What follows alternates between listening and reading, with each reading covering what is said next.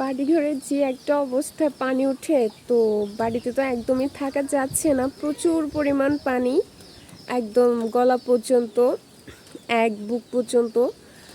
তো এখন তো বাড়িতে থাকা পসিবল হচ্ছে না। তো আমরা এখন আছি বর্তমানে জয়পুরে। তো এখানে আসার পর দেখতেছি যে চারদিকেই শুধু পানি। এখানকার অবস্থাও তেমন একটা ভালো না। এই যে দেখতেই পাচ্ছেন, সব দিকেই শুধু পানি। যারা একটু সমতল ভূমিতে আছেন তাদের যে কত বেশি কষ্ট হইতেছে শুধু তারা বলতে পারবে। তো আমাদের ঘরের মধ্যে তো পানির জন্য হাঁটাই যাচ্ছিল না, এজন্য আমরা এখানে চলে আসছি। আমাদেরকে একটা ভাইয়া আসার জন্য বলছিল আর কি ওনাদের বাসায়।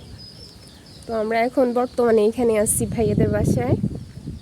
কিন্তু চারদিকে প্রচুর পরিমাণ পানি, সবার অবস্থা একদম ভয়াবহ খারাপ।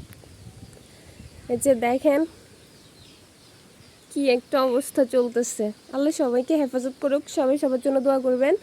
আর এদিকে তো প্রচুর বৃষ্টি হইতেছে, বৃষ্টি থামলে না হয় পানিগুলো কমে যেত, কিন্তু দেখা যাচ্ছে যে বৃষ্টির কারণে পানি আরও বেশি বৃদ্ধি পাচ্ছে।